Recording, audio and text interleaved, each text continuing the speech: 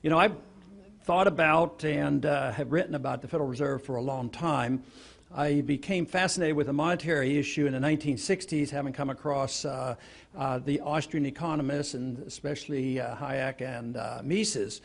And I was very impressed with August 15th, 1971, because the predictions made in the 60s came about. Matter of fact, Henry Hazlitt made that prediction in 1944 when they set up Bretton Woods. He said it wouldn't work and it would fall apart, and it did. So that was a strong confirmation.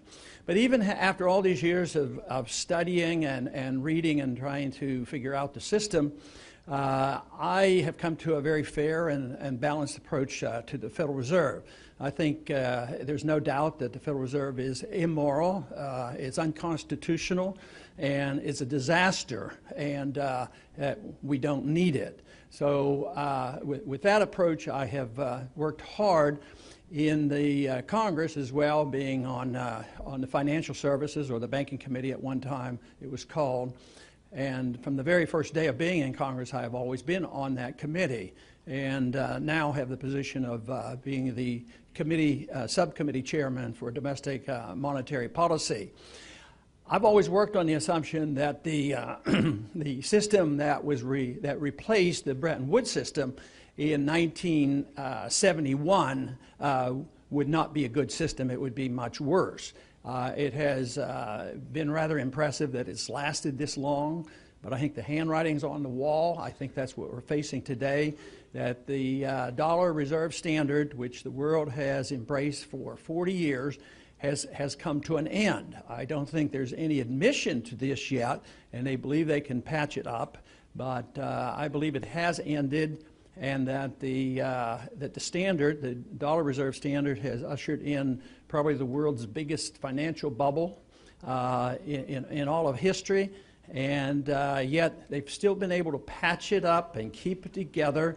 But it seems to me like the total weight of the world financial system relies on a trust, which is a false trust from my viewpoint, in the dollar, that the dollar will be able to rescue everybody and anybody, whether it's our own treasury, whether it's our state finances, whether it's our cities and towns and around the world, and all the banks and all the corporations. And so far, you know, this undertaking hasn't really destroyed the confidence in the dollar. I think one reason, when you look at the dollar in comparison to other currencies, of course, over a period of time, the value of the dollar has gone down. But there's still people buying dollars and loaning money to us at very, very low rates. But when you think about the comparison of the currencies, you have to think about what's our competition. And the competition is the euro and some others, so they're not necessarily very, very strong themselves. But when it comes to the purchasing power, which is the ultimate test of a currency, I don't think we're doing very well. Our government now admits that our consumer prices are going up approximately 4%, but you know, if you use the old CPI, they're going up more like 8 or 9%. And if you compare cost of living increases for certain individuals versus others, it's much more painful. So if you're on Social Security, and this year they get a CPI increase, but a couple of years they did not, their standard of living has gone down, and it's been much worse for them. So if their cost of living is going down, going up, and their standard of living is going down, this is a reflection of the value of the dollar. But the Federal Reserve is an institution that was created by the Congress, and Congress has been totally derelict in their duties as far as oversight of the Federal Reserve. And I've argued this case along with many liberal Democrats over the years. You know, back there were some populists like Patman and Gonzalez from Texas, as well as even Henry Royce thought that there should be more supervision of the Federal Reserve. Their conclusions were different than mine, because they didn't particularly argue for constitutional money and commodity money, but they argued that the Congress should have more authority, that the Fed shouldn't act in secrecy, and yet for 100 years they've essentially been able to act on their own. But I'm convinced that in these last few years we have made tremendous progress. Essentially since the collapse of the financial markets in '08, we've gotten a lot more attention to the Fed. Last year we had a partial audit passed into Congress. We're getting more information. Lawsuits have helped us get more information. And this to me is very beneficial. The audit bill was supported approximately a third of the Democrats, and every single Republican signed on to the audit bill. So there's a little bit of effort. But on the Hill, I would say that there's not a whole lot of enthusiasm for what I've been talking about, and there's a lot of political grandstanding, and you get some benefits. But where I get more enthusiastic is what's happening in the country, the attention of the people, and especially the young people I talk to on the college campuses. They think this is a big issue, and they relate it to too much spending. So I find this very encouraging. As a matter of fact, the first time I came across the enthusiasm on a college campus was in '07. I was speaking at the University of Michigan's on the college campus there, right after we had a debate in Michigan on financial affairs in the last go-around. And it was there that some of the young students started shouting out, "End the Fed, end the Fed." They pulled out Federal Reserve notes and started burning Federal Reserve notes. And I said, the revolution is arriving. Yeah, there's something very interesting going on. And we literally can get thousands of people out. The other day we had 3,000 people out on a college campus, and they know and understand and care about the Federal Reserve System. And I think that's what has to happen, and then there will be eventually changes in Congress. But the reason I believe that there's just tremendous resistance of the special interests is I call the Federal Reserve a facilitator. It really facilitates big government. It facilitates the desires of politicians. And there is a gentleman's agreement between the two parties. Since the two parties, there's not much difference. Their rhetoric is different, and sometimes one will emphasize overseas military spending. The other one wants to emphasize endless entitlement. So they more or less have been very complementary, and they go along with it. And deficits don't matter. We have too many conservatives over the years that claim they were fiscal conservatives, but then they'd also say, well, deficits really don't matter. All we have to do is tinker with the tax code. It'll generate more revenues, and it'll solve all our problems. But deficits do matter, and they're mattering a whole lot right now because this whole idea of central banking has been the instigator, has facilitated the spending, and has papered over the debt. And this illusion and trust in paper and our dollar, it has been a great temporary benefit to us, but on long term it's very, very detrimental. Because the biggest thing that I think we face in the world today financially is this huge debt that the world is suffering from. And I believe debt is the big problem. And it's not a lack of revenues from the government. So if we ever got serious about this, we have to cut spending. And that's where the resistance is. I don't think there's any serious talk on the Hill. I don't think a super committee is anywhere close. I don't think any of the alternatives over there are anywhere thinking about the seriousness of this, because they talk about cutting $1 trillion, over 10 years. The only thing that counts is next year, the next year's budget. What are you going to do? So I have a modest suggestion, and my position is that if we were serious about this and we were concerned and thought we had to do something about it, the Congress should cut $1 trillion in the first year. I think that would be a pretty good starter. And get back to living within our means. But we also have to address the subject of the inflation. Today, the big talk about on the campaign trail around the country and on the Hill is the unemployment problem. People want jobs, and they say 9% unemployment, 9% unemployment.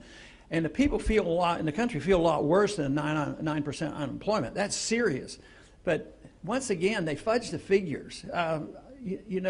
There's no reason to fully trust everything our government tells us, especially when things are going badly, whether it's on foreign policy or monetary policy, because they use the fear tactic to frighten people into, boy, yeah, the whole world's going to collapse unless we bail out the big banks and the big corporations. Yes, you know, if we don't invade Iraq, there's going to be a Holocaust, and they're going to attack us and drop bombs on us. And that is endless, the endless fear-mongering to scare the people in the Congress into spending money. Now, if you didn't have a Federal Reserve, it would come to a halt. It wouldn't happen.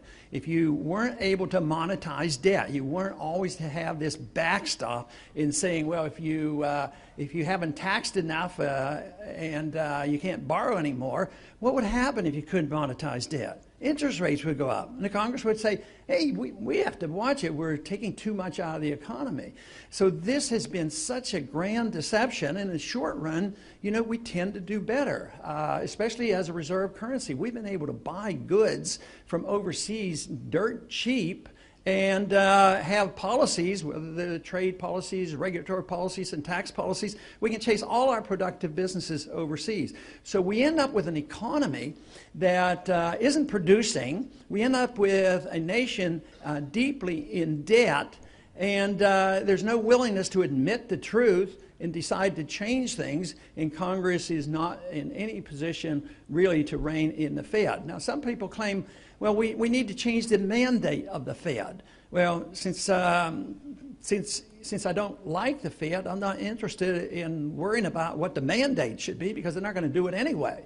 I mean, their mandate is that they're supposed to have full employment. They're failing there. They're supposed to have stable prices. They're failing there. So why do we have any trust whatsoever in what they do? And besides, deep down in their hearts, their goal is to accomplish liquidation of debt, because the debt is too big. They know that, we know that, but they don't want to default and just not be able to pay the interest rates. They're not going to do that. Governments of our size and with debt of this size, the default always comes. The market is demanding a default. The market wants deflation. The market insists on that. Politicians and the Federal Reserve say, no, we have to inflate. But they do recognize that you have to liquidate the debt and, of course, the malinvestment as well. But their goal is to liquidate debt with inflation. And that's not too hard to understand, that if they can get a 50% inflation rate in a year or two, that takes our $15 trillion debt and cuts it in half. And that is their goal. And they're pretty upfront about this.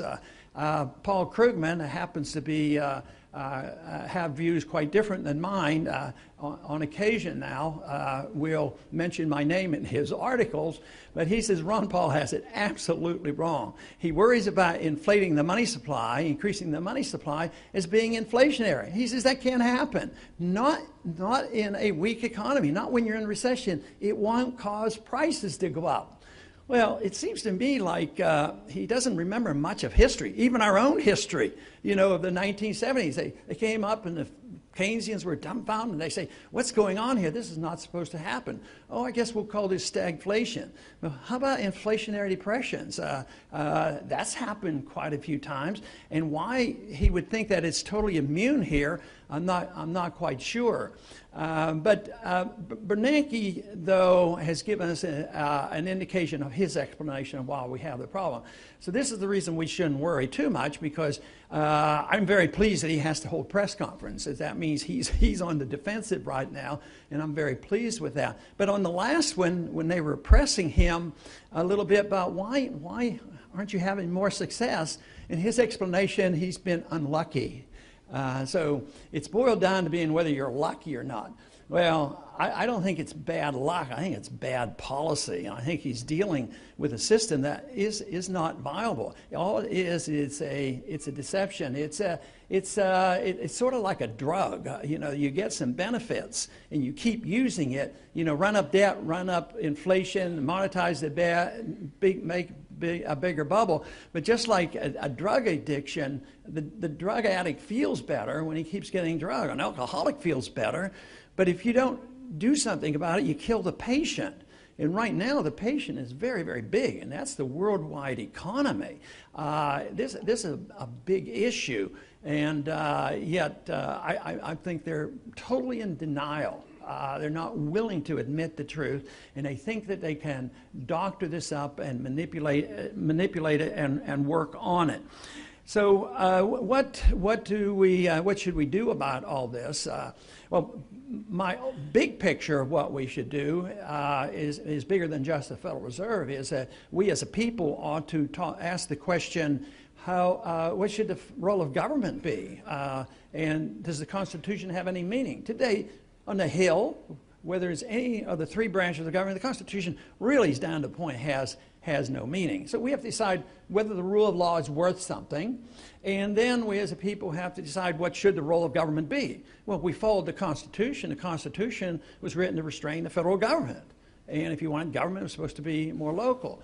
But there were some mandates in the Constitution. Article 1, Section 8 tells us what the government is supposed to be able to do, and certainly we should have a strong national defense. But it also said something very strong about the monetary issue. Only gold and silver could be legal tender. That's never been repealed. There's no authority for a central bank. So just following the Constitution would get us back, in a much better position. But the purpose of government for me is the protection of liberty. And I see the Federal Reserve as the facilitator in the undermining of that liberty and the enhancement of big government. But the longer the bubble lasts, I think the worse the suffering will be. But what can we do? I've written as far back as the Gold Commission, the case for gold. But even in that dissent, I took the position that I wouldn't close the Federal Reserve down in one day. The Federal Reserve will close themselves down eventually when they destroy the money. But I don't want that to happen, either closing it down in one day or waiting for a collapse of this whole system. So my idea is sort of a copy of what Hayek had talked about. Why don't we denationalize money, legalize competition, allow free markets to work, allow free market bankings to work? Maybe we could hold the feet to the fire of the bankers to not commit fraud and counterfeiting. Today, fraud and counterfeiting is accepted. We allow our government to do this, and the Congress does nothing. So I think we should legalize competition in currencies, which means that first we recognize the Constitution, we repeal the legal tender laws, but I don't think you can tax money in order to have a competing currency. So what we should do is take the taxes off silver and gold, and even allow private mints to issue gold. An individual not too long ago did that. He issued some coinage, and he was arrested. He was charged with counterfeiting as well as terrorism, and had all his gold and silver stolen. And it wasn't like he was doing it in secret like somebody would if he were counterfeiting. He was doing it in the wide open, it was wide open, yet the government does not want competition. This is to me the most important step that we could make. I have a bill in 1098 which actually legalizes competition, and we would have to address the subject of fractional reserve banking. I think the fractional reserve banking and the pyramiding of debt is atrocious on what we put up with, and there is a disagreement in libertarian circles exactly what you do with fractional reserve banking in a free market. Anywhere from what Rothbard had said to others who would say let the market decide as long as it's up front and you're not lying to people, you don't commit fraud. And but that is a small argument compared to whether or not we should have competition in currencies and allow something else to circulate. Currencies circulate all the time around the world. It wouldn't be a big problem. So I believe in a short period of time we will be forced into making these decisions. And there are others, I'm sure, thinking about it, and they would like to internationalize something different than the dollar reserve standard. They'd like to have another fiat currency and maybe a pretend alliance with gold, but they want to move the control into the IMF and the World Bank. I think that would be a disaster. I think what we need is just the restoration of the principles of liberty, defend our Constitution, and say free markets are more important. The government should be there to make sure that that functions and that property rights are protected and contract rights are protected. This monetary issue would not be that major if we allowed some competition to come in. Right now, though, we have a long way to go on that. But once again, I want to thank you for the invitation today and appreciate very much being here. Thank you.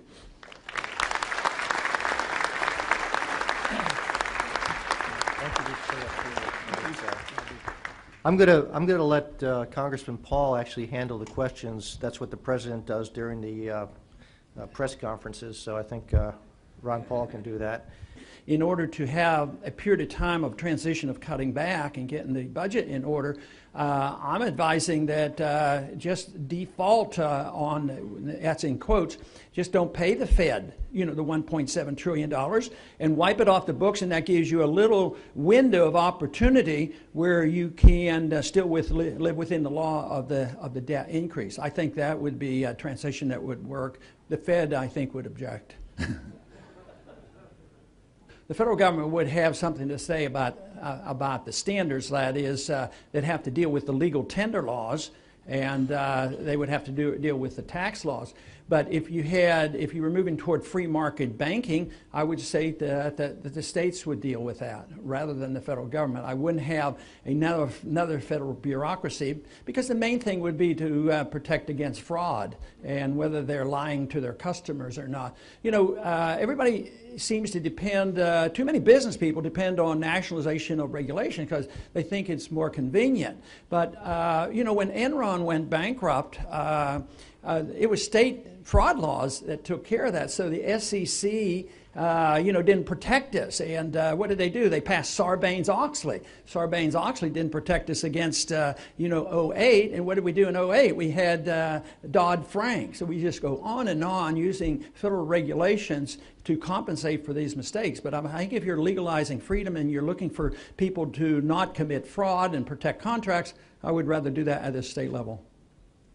I understand even in Greece today they're starting to use alternate currency, so they're driven to it.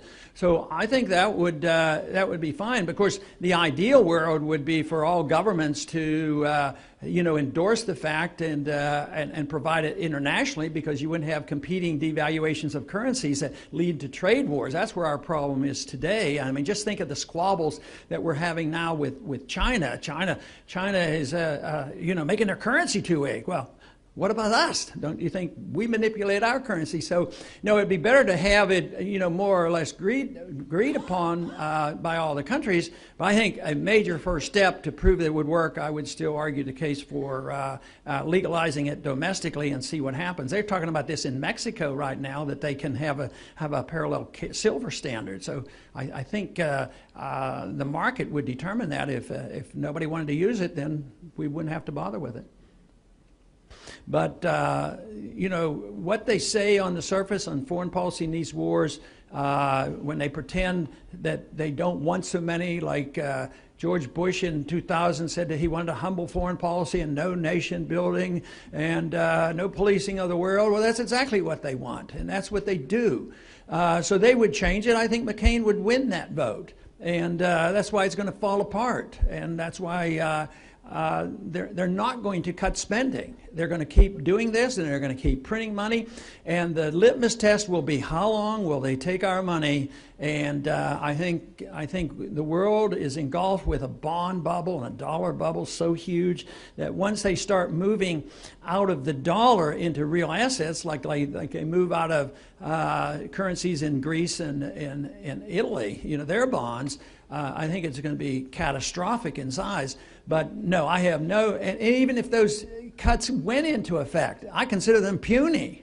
They're not all this year. They're over a 10-year period. So they're in total denial. They're not being honest with themselves, and they're not being honest with the American people. But I think the American people know there's a big trouble. Some of the people out there demonstrating now are scared to death because they're on the receiving end of the welfare, and they're worried about it. And the other half are sick and tired of paying for it, and the politicians are still, fiddling, while the country burns. So I would think that they'll continue to do it, and I think the sentiment is so strong. All you have to do is look at some of these debates, where they think their political pluses are on, and that is to be the most militant possible. So I'm afraid McCain would win the vote.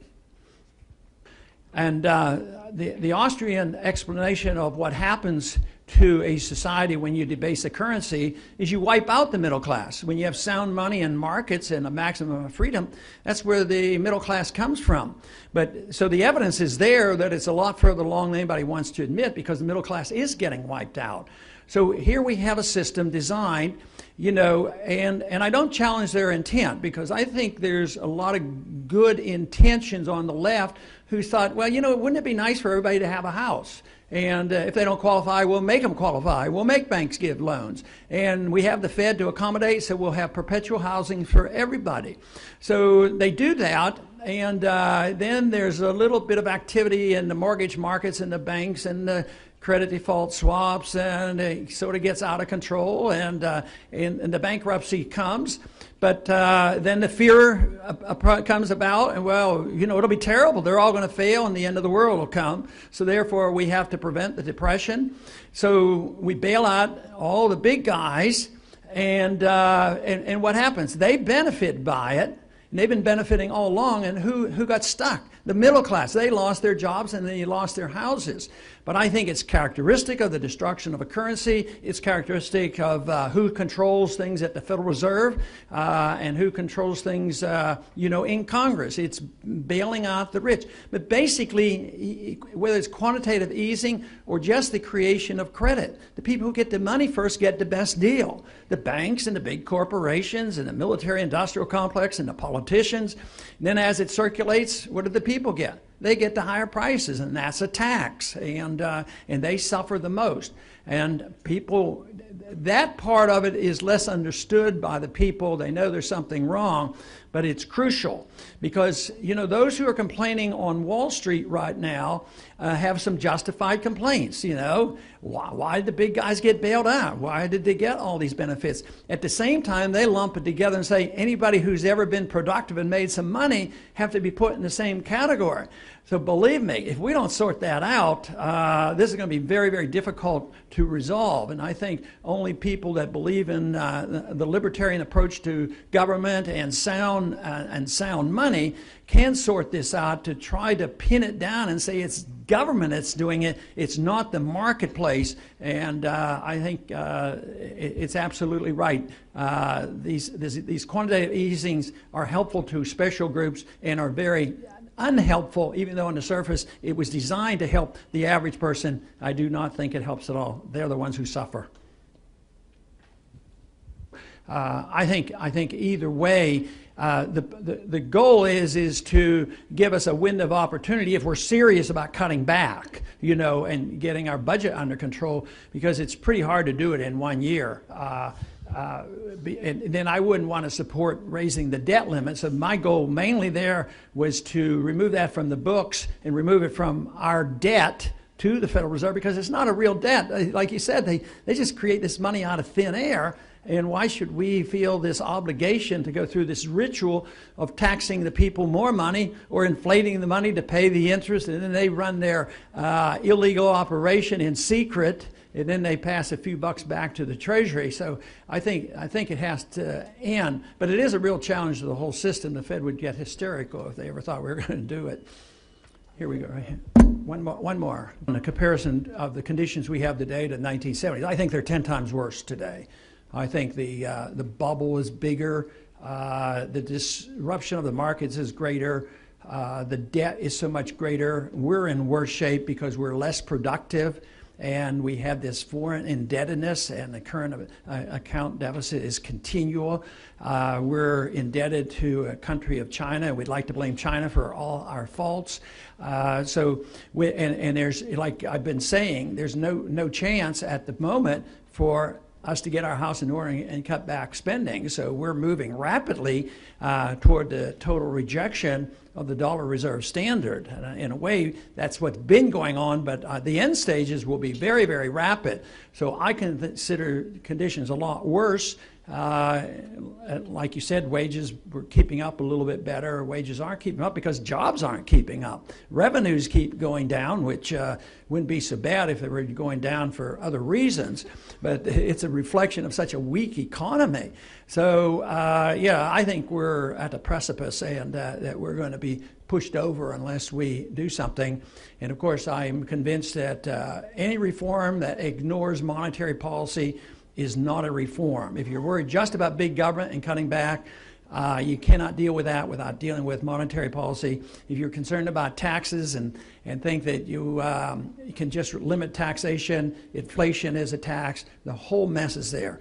But for me, if you want peace and prosperity and limited government and work for our personal liberty, you have to deal with the Federal Reserve. Thank you very much.